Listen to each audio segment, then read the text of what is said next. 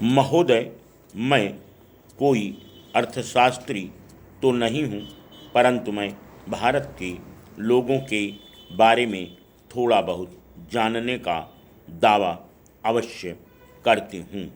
मैं उनकी कठिनाइयों और आकांक्षाओं से परिचित हूँ।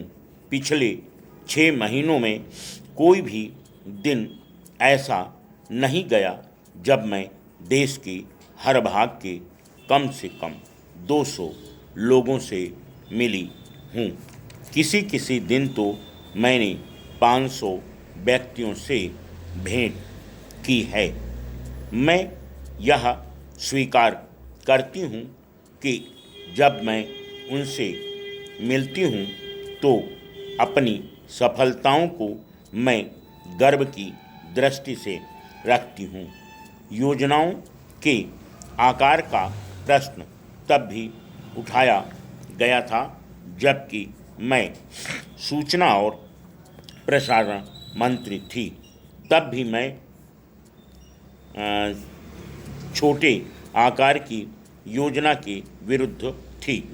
हमें इसके मनोवैज्ञानिक और राजनीतिक पहलुओं पर विचार करना चाहिए। छोटी योजनाएं जनता की आवश्यकताएं पूरा नहीं करेंगी। अभी उस दिन से आंध्र में थी, वहाँ मुझसे गरीब आदमी मिलने आया और कहने लगा कि हमें इस्पात का कारखाना ज़रूर चाहिए।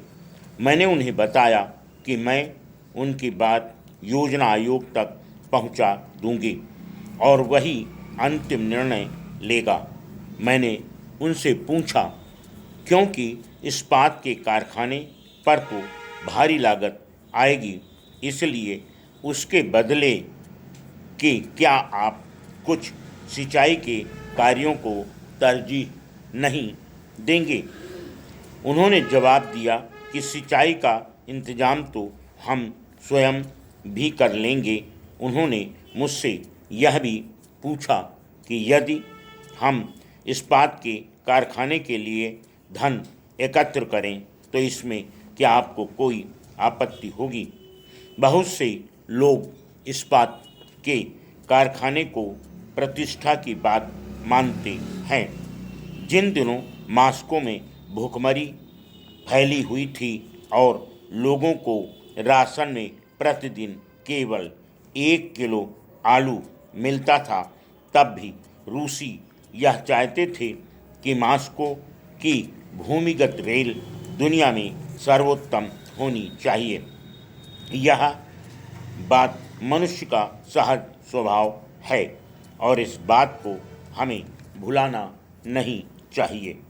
हमारे यहाँ कुछ ऐसी चीज़ें अवश्य होनी चाहिए जो जनमानस को उत्साहित कर सकें।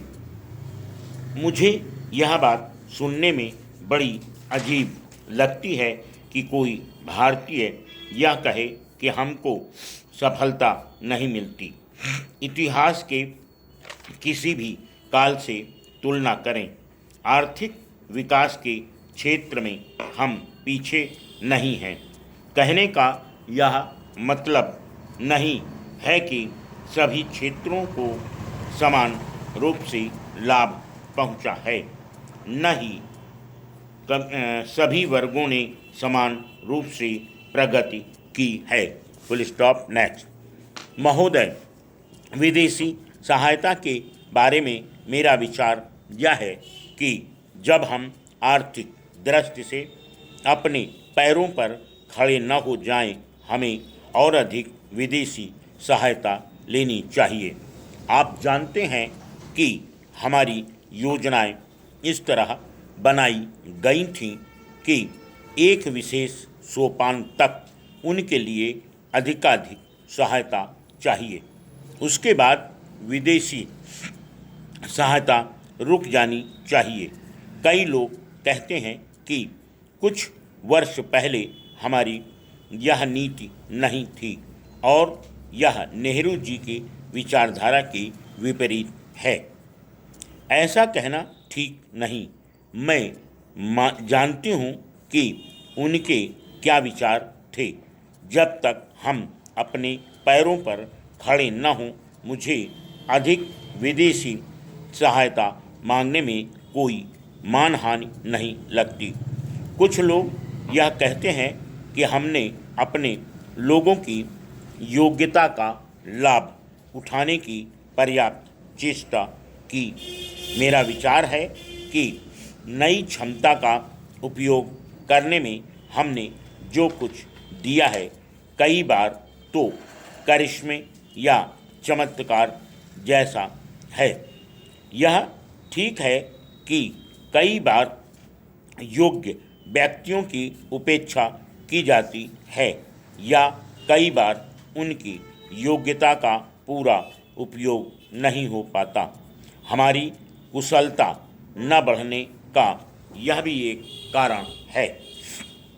मुझे इसमें कोई संदेह नहीं कि हमारी कठिनाइयाँ बराबर बढ़ती जाएंगी। कई बार तो एक ही दिन में 100% तक भी बढ़ जाएंगी, पर मैं तो कठिनाइयों का सामना डटकर करती हूँ। बचपन से ही मैं इस तरह चलती रही हूँ। यदि मैं जनता से छोटे लक्ष्यों की चर्चा करूँ तो वे कहेंगे अपनी छोटी छोटी योजनाएं अपने पास ही रखो और योजना आयोग को ही उन्हें पूरा करने दो। धन का बहुत महत्व होता है, परंतु योजनाओं को केवल पैसे के हिसाब से ही देखना सही दृष्टिकोण नहीं है।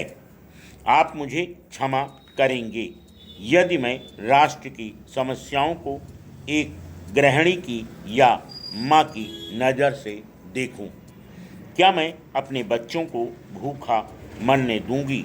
यदि मेरे पास दूध या दवाई या ऐसी ही किसी ज़रूरी चीज़ की कमी है तो मैं हाथ पर हाथ धरकर यह नहीं कहूँगी कि मेरे पास पैसे नहीं हैं। यदि आप गरीब हैं तो इसका यह मतलब नहीं कि आप परिवार को भूखा मरने दें। देश की बुनियादी ज़रूरतें तो पूरी करनी ही पड़ेंगी। हमारे राज्यों की ज़रूरतें क्या हैं? क्या हम अपनी परियोजनाओं के लिए उचित समय पर धन की व्यवस्था कर पाते हैं? Full stop.